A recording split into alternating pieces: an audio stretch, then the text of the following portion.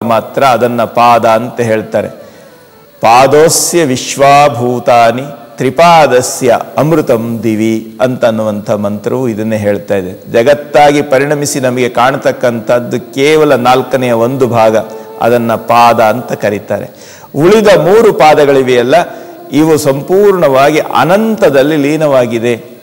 ಈ ಕಾಲು ಭಾಗದಿಂದ ನಾವು ಮುಕ್ಕಾಲನ್ನು ಜ್ಞಾಪಿಸಿಕೊಂಡು ಅಥವಾ ಅದನ್ನು ಸಂಪೂರ್ಣವಾಗಿ ಅರಿತು ನಾವು ಪೂರ್ಣವಾಗಬೇಕು ಅಂತ. ಅಂದರೆ ಸಾಧಕನು ಶ್ರೀ ಗುರುವಿನ ಪಾದದಲ್ಲಿ ಧ್ಯಾನಾಸಕ್ತನಾಗಿ ನೆಲೆ ನಿಂತ ಕ್ಷಣ ಅದು ಯೋಗ. ಆ ಯೋಗ ಯಾವಾಗ ಪೂರ್ತಿಯಾಗ್ತದೆ ಅಂತ ಹೇಳಿದ್ರೆ, ನೆಲೆ ನಿಂತವನು ಮತ್ತು ಆ ಧ್ಯಾನಕ್ಕೆ ಆಧಾರವಾಗಿರ್ತಕ್ಕಂಥ ಗುರುವಿನ ಶ್ರೀಪಾದ ಈ 2 ಹಂತವನ್ನು ಮೀರಿ ಪರಿಪೂರ್ಣತೆಯನ್ನು ಹೊಂದಿದವನು ಯೋಗಿ ಎನಿಸ್ಕೊಳ್ತಾನೆ, ಆ ಯೋಗಿ ಎನಿಸ್ಕೊಳ್ತಾನೆ. ಈ ನೆಲೆಯಲ್ಲಿ ಈ ವಚನವನ್ನು ಮತ್ತೆ ಇನ್ನೊಂದು ಸಾರಿ ಕೇಳಿ. ಯೋಗಾಭ್ಯಾಸ ಯೋಗಾಭ್ಯಾಸವೆಂದೆಂಬಿರಿ, ಯೋಗವು ಅಭ್ಯಾಸವೇ ಅಥವಾ ಅಭ್ಯಾಸವು ಯೋಗವೇ? ಯೋಗಾಭ್ಯಾಸವೆಂಬನ್ನಕ್ಕ ನಾನು ಆ ಯೋಗಿಯಲ್ಲ. ಯೋಗವ ನುಡಿಯುವ ಒಂದು ವೈವಿಧ್ಯತೆ ಅಲ್ಲ, ಯೋಗ ನುಡಿಯಲ್ಲಿ ಸಿಲುಕುವ ವೈವಿಧ್ಯತೆ ಅಲ್ಲ, ಯೋಗವ ನುಡಿವರೇ ಅಯ್ಯ.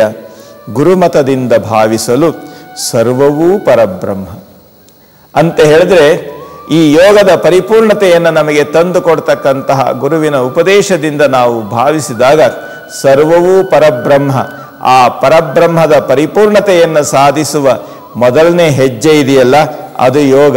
ಅದು ಯಾವುದರಲ್ಲಿ? ಶ್ರೀ ಗುರುವಿನ ಶ್ರೀಪಾದ ಧ್ಯಾನವೇ ಯೋಗ.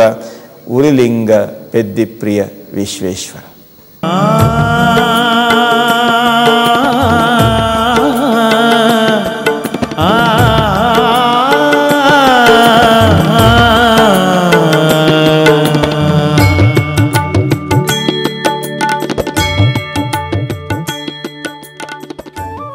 ಐದನೇ ತರಗತಿಯಿಂದ ಪಿಯುಸಿವರೆಗೆ 250 ಮಕ್ಕಳಿಗೆ 56 ಎಕರೆ ವಿಶಾಲವಾದ ಪರಿಸರ ಸ್ನೇಹಿ ಪ್ರದೇಶದಲ್ಲಿ ನಿರ್ಮಲವಾದ ನೈಸರ್ಗಿಕ ವಾತಾವರಣದಲ್ಲಿ ವಸತಿ ಶಾಲೆ ಇದೆ.